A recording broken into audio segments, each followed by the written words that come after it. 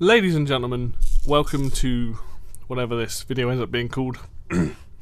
As you probably know, or if you don't, that the last few days, or on May 24th, a YouTuber by the name of TotalBiscuit, or John Bain, passed away.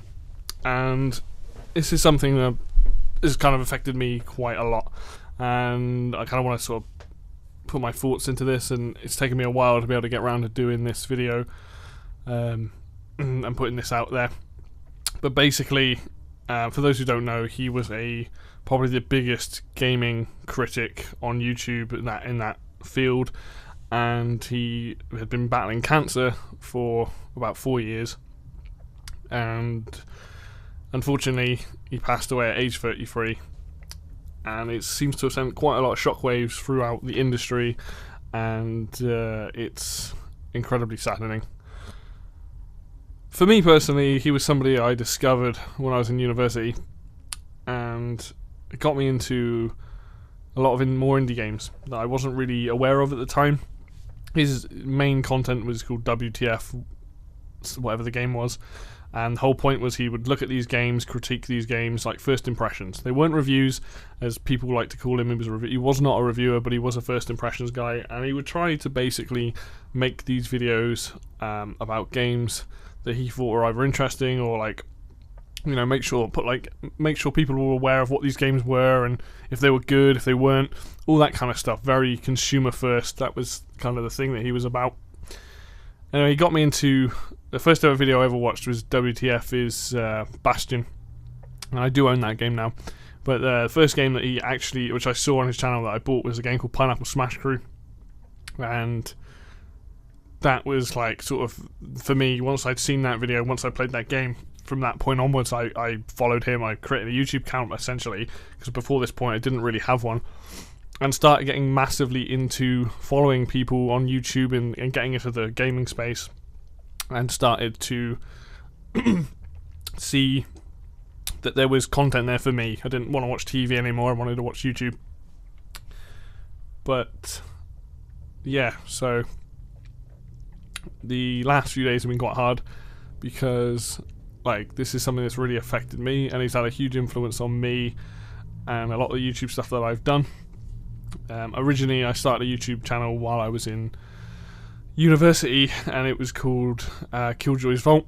I no longer use it anymore, but all the videos are still up, and I wanted to basically talk about video game music, get songs from games, sort of give some my feelings on it, and play music to people that hadn't heard certain game tracks, you know. And I really want people to be into video game music. And because of him and watching his content, that really like inspired me. It's like I really wanted to be a YouTuber, and you know, it has a huge impact on the things that I've been doing. And with this channel as well, you know, with the engineering bay, doing the stuff with the other guys, and you know, making the retro reminiscences and the opinion machines, and being able to have a YouTube channel regardless of how small we are, like all of this is because of him. Seeing this guy succeed at what he does, and basically being like, I want to do gaming videos to some degree. It doesn't have to be the same as him. I never wanted to be the same as him. You know, I'm more a retro gamer anyway. But being able to like do something that was influenced by this guy, and the fact that he did stick up for a lot of the channels, he always stuck up for the little guys and things like that. If you go and watch a lot of his videos, you know, he calls people out on the bullshit that the industry was putting in. And he just basically wanted the industry to be a better place, better games, constantly push themselves. You know, none of the controversy with like loot boxes and microtransactions and DLC and all that sort of stuff.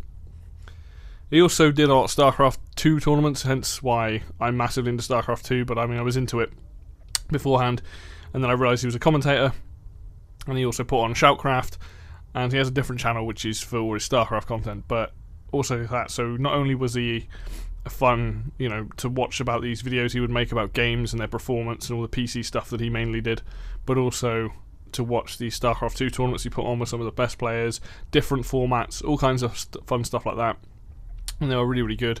And he was a good commentator because he would make it easy to understand for like people that didn't understand what was going on. You know, got me into all that kind of things, got me into watching esports essentially. And yeah, I am pretty sad about it. it's weird. Like, you know, I was lucky enough to meet him and his wife a few years ago at CoxCon, and you know, he was a genuinely lovely bloke, and I was just discussing about him and telling him about, like, you know, about Pineapple Smash Crew and being able to, you know, and I had like a kind of a word with the composer for that game, and he was like, oh, that's really cool and stuff. And yeah, I just, you know, the gaming industry is kind of like pretty, well, the YouTube space that he was in is kind of like in shock now, if you like. It sucks that he's gone. You know, he's only 33 years old, which is no life, and yeah, it's sad, and I hate it. But you know, everyone, you're seeing everybody, all the people that I'm into, and all the industry, and Blizzard, and other games companies that really helped. Everyone's being incredibly supportive, and you know, you got to feel sorry for his wife and his kid now and stuff. You know, like, I'm trying to do my best to like deal with it, but I have been like properly torn up by this, and it's really difficult to think that, you know, he's kind of like gone at this point. But I just kind of wanted to, like, you know, sort of explain why this is quite a big thing to me personally, and you know, if it wasn't for him, I wouldn't be doing any YouTube stuff in the first place, like most people have said. You know, just pay my respects to the man who really did push this part of the industry in a good direction.